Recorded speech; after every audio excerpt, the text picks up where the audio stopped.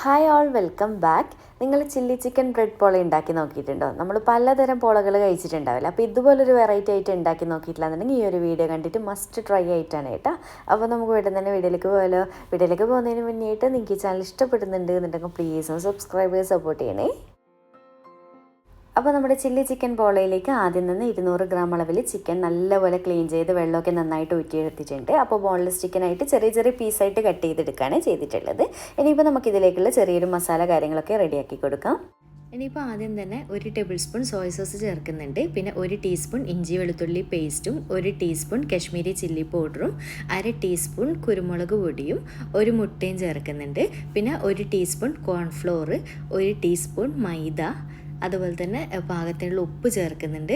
പിന്നെ 1/2 teaspoon vinegar അല്ലെങ്കിൽ ചെറുനാരങ്ങ നീര്, ഏതാണ് പുളിക്ക് ഇഷ്ടമുള്ളത് അതും കൂടി ചേർത്ത് കൊടുക്കുക. എല്ലാം കൂടി ചേർത്തിട്ട് കൈ കൊണ്ട് നന്നായിട്ടൊന്ന് കുഴച്ച് കൊടുക്കുക കേട്ടോ. നല്ലപോലെ ചിക്കൻ്റെ എല്ലാ സൈഡിലേക്കും നമ്മൾ ചേർത്തിട്ടുള്ള മസാലയൊക്കെ റെഡിയായി കിട്ടണം. പിന്നെ മുട്ട ചേർക്കുന്ന സമയത്ത് കുറച്ച് ചിക്കനല്ലേ ഉള്ളൂ, ഒരു ചെറിയ സൈസ് മുട്ട എടുക്കാൻ നോക്കണേ. ഇനി ഇതിപ്പോൾ സമയം ഉണ്ടെന്നുണ്ടെങ്കിൽ ഒരു 10 മിനിറ്റ്സിലുള്ള റെസ്റ്റ് ചെയ്യാൻ വേണ്ടി വെക്കുക കേട്ടോ. ഞാനിപ്പോൾ ഇത് 10 മിനിറ്റ് കഴിഞ്ഞതിന് ശേഷമാണ് ഫ്രൈ ചെയ്യാൻ പോകുന്നത്. ഒരു പാനിലേക്ക് ഏകദേശം 2-3 ടേബിൾ സ്പൂൺ ഓയിലാണ് ഒഴിച്ചു കൊടുത്തിട്ടുള്ളത്. എണ്ണ ചൂടായി വരുന്ന സമയത്ത് നമ്മൾ ചിക്കൻ മസാല റെഡിയാക്കിയത് മൊത്തത്തിലായിട്ട് ഇട്ട് കൊടുക്കുന്നുണ്ട്. എന്നിട്ട് നല്ലപോലെ ചിക്കൻ ഒന്ന് ഫ്രൈ ചെയ്തെടുക്കുക കേട്ടോ.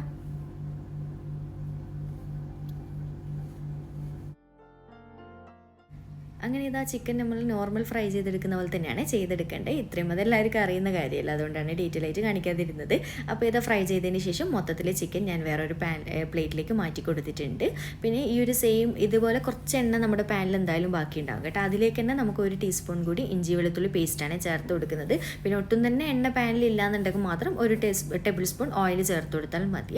എന്നിട്ട് നന്നായിട്ട് ഫ്ലെയിം കുറച്ച് വെച്ചിട്ട് ഇതിൻ്റെ ആ ഒരു പച്ച ടേസ്റ്റ് മാറി കിട്ടുന്നവരെ നന്നായിട്ടൊന്ന് വഴറ്റിയെടുത്താൽ മതി. അപ്പോൾ ഇത്രയും വാടി വന്നതിന് ശേഷം നമുക്കിതിലേക്ക് ഒരു വലിയ സവാള ഈ ഒരു രീതിയിൽ കട്ട് ചെയ്തിട്ട് കൊടുക്കുക. നമ്മൾ ചില്ലി ചിക്കന് പൊതുവേ കട്ട് ചെയ്യുന്ന എല്ലാവർക്കും അറിയാമല്ലോ. അപ്പോൾ സാധാരണ ചെയ്യുന്ന പോലെ ഓവർ വലുപ്പത്തിൽ കട്ട് ചെയ്യേണ്ട, കാരണം നമ്മളിത് പോളൊക്കെ റെഡിയാക്കുന്ന ഒരു ഫില്ലിംഗ് അല്ലേ, അതുകൊണ്ട് തന്നെ ഓവർ വലുപ്പമില്ലാതെ എന്നാൽ നല്ല ചെറുതും അല്ലാത്ത രീതിയിൽ കട്ട് ചെയ്തെടുക്കാം.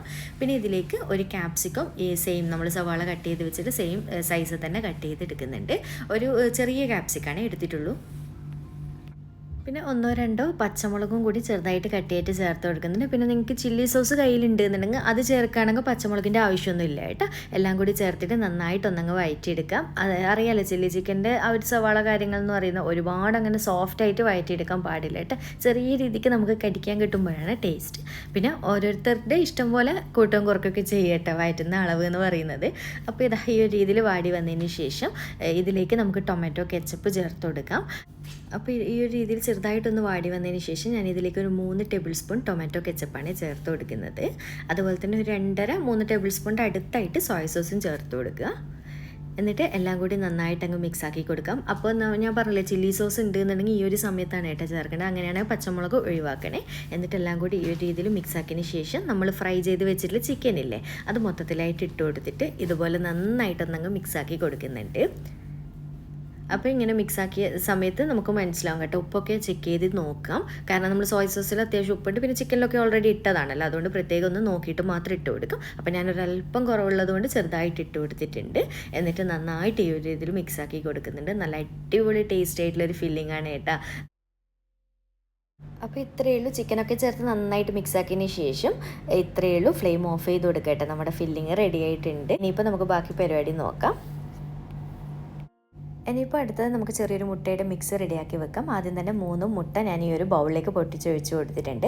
അപ്പോൾ മുട്ടയുടെ അളവിൽ വ്യത്യാസം വരും. അതായത് നമ്മൾ എടുക്കുന്ന പാൻ സെറ്റ് ചെയ്യാൻ ഉപയോഗിക്കുന്ന പാൻ്റെ വലുപ്പത്തിനൊക്കെ അനുസരിച്ചിട്ട് നമുക്ക് വേണ്ടിയെങ്കിൽ വീണ്ടും റെഡിയാക്കി എടുത്താൽ മതി കേട്ടോ. അപ്പോൾ ആദ്യം തന്നെ 3 മുട്ട ഇതുപോലെ പൊട്ടിച്ചൊഴിച്ച് കൊടുത്തിട്ട് അതിലേക്ക് ഒരു 1/3 കപ്പ് അളവിലാണ് പാല് ചേർക്കുന്നത്.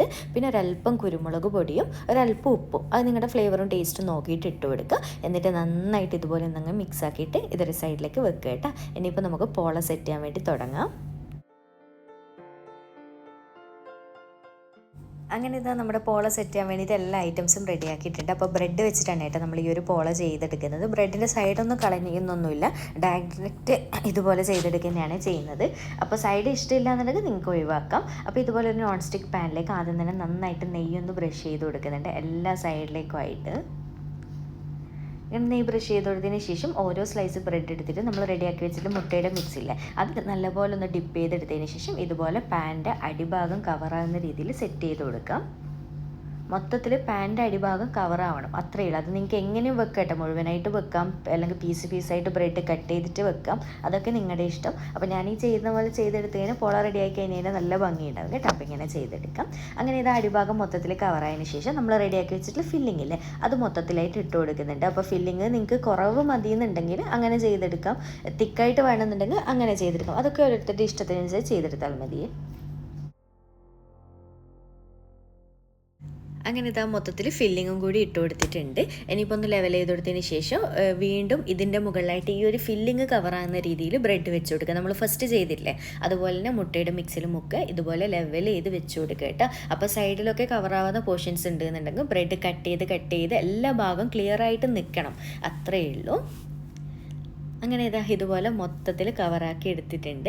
ഇനിയിപ്പോൾ നമ്മുടെ മുട്ടയുടെ മിക്സ് ബാക്കി ഉണ്ട് എന്നുണ്ടെങ്കിൽ ഇതിൻ്റെ മുകളിലായിട്ട് ഇതുപോലെ ഒഴിച്ചു കൊടുക്കുക കേട്ടോ. അപ്പോൾ ഒട്ടും തന്നെ ബാക്കി ഇല്ല എന്നുണ്ടെങ്കിൽ വീണ്ടും നിങ്ങൾ ജസ്റ്റ് ഒരു മുട്ട മാത്രം ഒന്ന് മിക്സ് ചെയ്തിട്ട് പാലും മുട്ടയും മിക്സ് ചെയ്തിട്ട് ഇതിൻ്റെ മുകളിലായിട്ട് ഒഴിച്ചു കൊടുക്കണം. അല്ലെങ്കിൽ നമ്മൾ റെഡി ആവുന്ന സമയം കൊണ്ട് എല്ലാവരുടെയും ചെറിയ ചെറിയ ഗ്യാപ്പൊക്കെ വരാൻ ചാൻസ് ഉണ്ട്, അത് ഒഴിവാക്കാനാണ് അങ്ങനെ ചെയ്യുന്നത്. അങ്ങനെ ലാസ്റ്റ് ചെറുതായിട്ട് കട്ടിയിട്ട് മല്ലിയിൽ ഇതുപോലെ ഇട്ട് കൊടുക്കാൻ താല്പര്യം ഉണ്ടെങ്കിൽ മാത്രം മതിയേ. പിന്നെ ഞാൻ സ്റ്റൗ ടോപ്പിൽ വെച്ച് കൊടുത്തിട്ടുണ്ട്.